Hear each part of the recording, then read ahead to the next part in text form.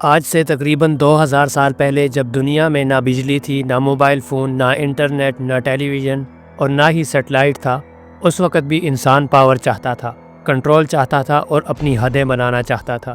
اس وقت دنیا کی سب سے بڑی اور سب سے طاقتور سلطنت رومن امپائر تھی۔ روم صرف ایک شہر نہیں تھا بلکہ ایک پورا سسٹم تھا۔ روم نے اپنی محنت، اپنی ڈسپلن اور اپنی فوج کے ذریعے یورپ، ایشیا اور افریقہ کے بہت بڑے حصوں پر قبضہ کر لیا تھا۔ اسپین سے لے کر مڈل ایسٹ تک، نارتھ افریقہ سے لے کر برٹن تک، ہر جگہ رومن نظام چلتا تھا۔ 43 AD میں رومن فوج برٹن پہنچی۔ اس وقت برٹن کوئی ایک ملک نہیں تھا، وہاں مختلف قبائل رہتے تھے، ہر قبیلے کا اپنا لیڈر تھا، اپنا طریقہ تھا، اپنی سوچ تھی۔ روم نے دھیرے دھیرے ان سب پر قبضہ کر لیا۔ ساؤتھ اور سینٹرل برٹن رومن کنٹرول میں آ گیا اور شہر بن گئے، جیسے کہ لونڈینیم جو آج کا لنڈن ہے۔ لیکن برٹن کا نارتھ ہمیشہ الگ رہا۔ یہ علاقہ پہاڑوں، جنگلات اور ٹھنڈ سے بھرا ہوا تھا۔ یہاں رہنے والے قبائل جنہیں پکٹس کہا جاتا ہے، وہ کسی بھی باہر سے آنے والی طاقت کو اپنا مالک ماننے کے لیے تیار نہیں ہوتے تھے۔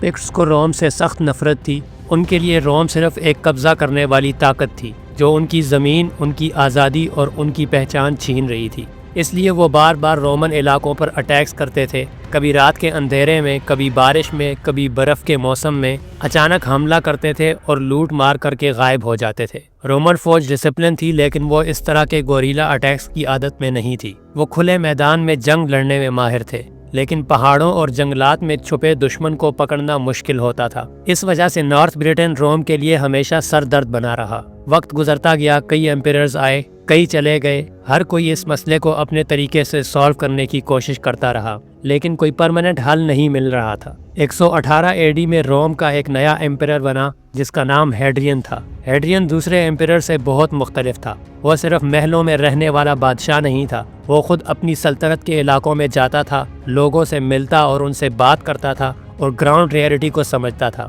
ہیڈرین نے محسوس کیا کہ امپائر بہت بڑی ہو چکی ہے، اتنی بڑی کہ اسے کنٹرول کرنا مشکل ہوتا جا رہا ہے۔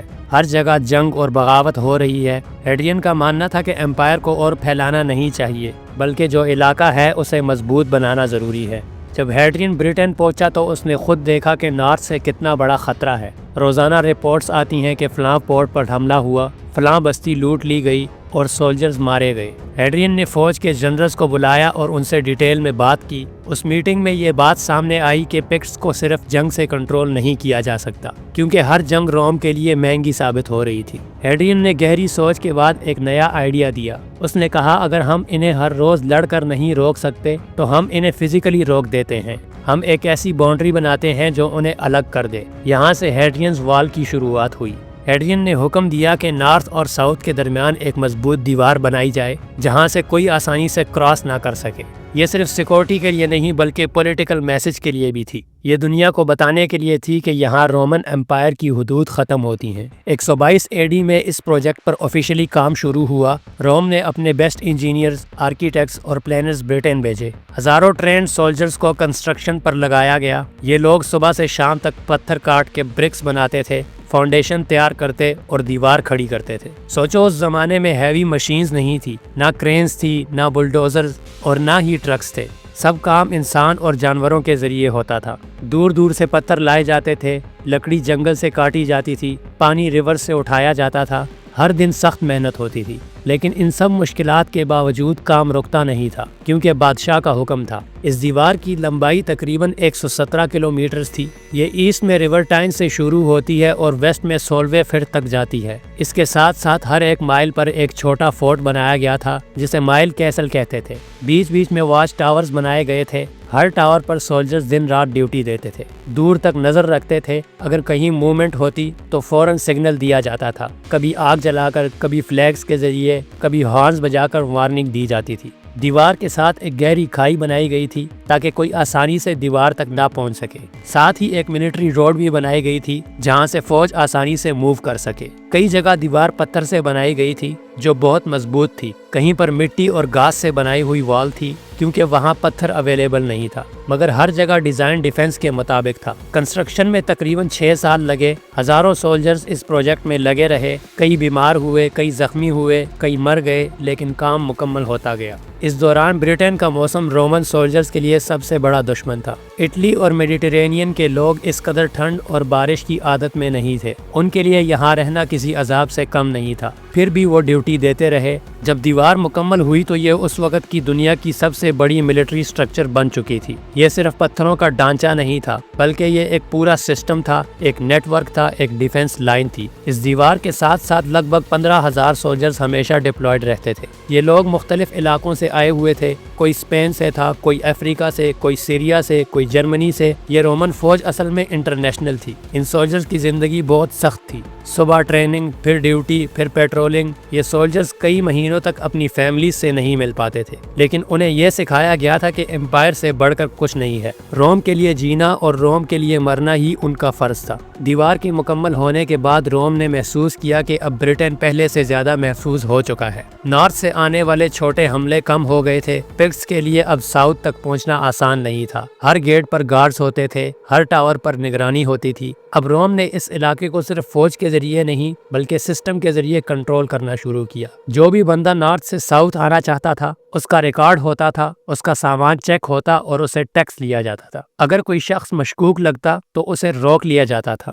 یعنی ہیڈرینز وال ایک طرح کا پہلا پراپر بارڈر سسٹم تھا۔ اس سے ٹریڈ بھی کنٹرول میں آ گیا۔ نارتھ کے قبائل اپنا مال ساؤتھ میں بیچ سکتے تھے، لیکن صرف تب جب وہ رومن قانون فالو کرتے تھے۔ اس طرح روم نے جنگ کے بغیر بھی اپنی پاور دکھا دی، لیکن پکس نے ہار نہیں مانی۔ وہ دھیرے دھیرے نئے طریقے سیکھنے لگے۔ کبھی رات کے اندھیرے میں چھوٹی ٹیمز بھیجتے، کبھی بارش میں اٹیکس کرتے جب گارڈز تھکے ہوتے تھے، کبھی کسی ویک ایریا سے کراس کر جاتے، کبھی کسی رومن آفیسر کو رشوت دے کر گیٹ کھلوا لیتے تھے۔ اس سے پتہ چلتا ہے کہ کوئی بھی باؤنڈری وال ہمیشہ پرفیکٹ نہیں ہوتی، ہر سسٹم میں کمزوری ہوتی ہے۔ ان کی پالیسیز ڈیفرنٹ تھیں۔ کچھ نے چاہا کہ نارتھ کو پوری طرح فتح کر لیا جائے۔ ایمپیرر اینٹونینس پائس نے ہیڈرینز وال سے بھی آگے ایک اور وال بنوائی جسے اینٹونائن وال کہتے ہیں۔ کچھ سالوں تک روم نے نارتھ کے کچھ اور ایریاز پر بھی قبضہ کر لیا، لیکن وہاں کنٹرول رکھنا بہت مشکل تھا۔ آخر روم نے سمجھ لیا کہ اتنا آگے جانا خطرناک ہے۔ وہ واپس ہیڈرینز وال پر آ گئے اور اسی کو اپنی اصلی باؤنڈری بنا لیا۔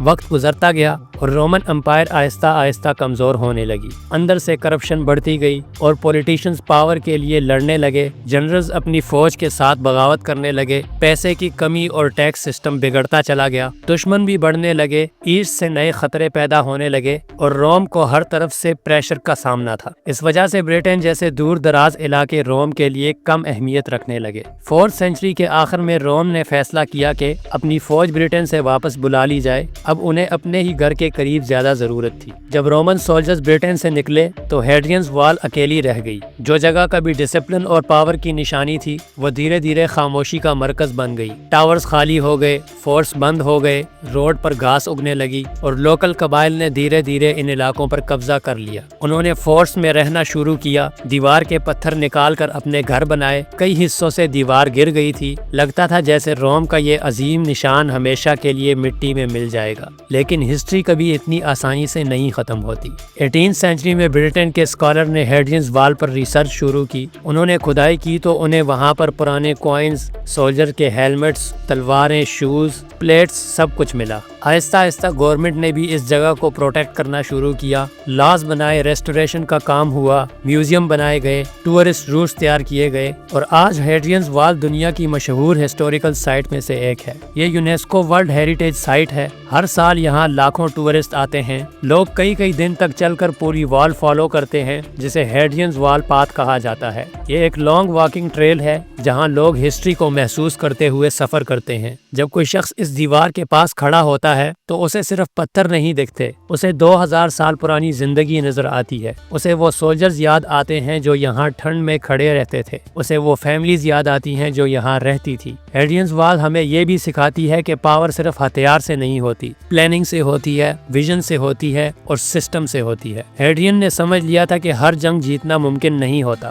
کبھی کبھار باؤنڈری بنانا ہی زیادہ عقل مندی ہوتی ہے۔ آج کی دنیا میں بھی ہم والز اور بارڈرز بناتے ہیں، کنٹریز اپنی باؤنڈریز پروٹیکٹ کرتی ہیں، امیگریشن سسٹم بنائے جاتے ہیں، چیک پوائنٹس ہوتے ہیں، اس لیے ہیڈرین وار صرف پاسٹ کی کہانی نہیں بلکہ پریزنٹ کی بھی کہانی ہے۔ یہ ہمیں بتاتی ہے کہ انسان ہمیشہ اپنی سیکورٹی، اپنی آئیڈینٹی اور اپنی پاور کے لیے سٹرگل کرتا رہا ہے اور شاید کرتا رہے گا۔ روم کا امپائر ختم ہو گیا لیکن ہیڈرین کی دیوار آج بھی کھڑی ہے، ہمیں یاد دلانے کے لیے کہ ہسٹری کبھی ختم نہیں ہوتی، وہ صرف شیپ بدلتی ہے۔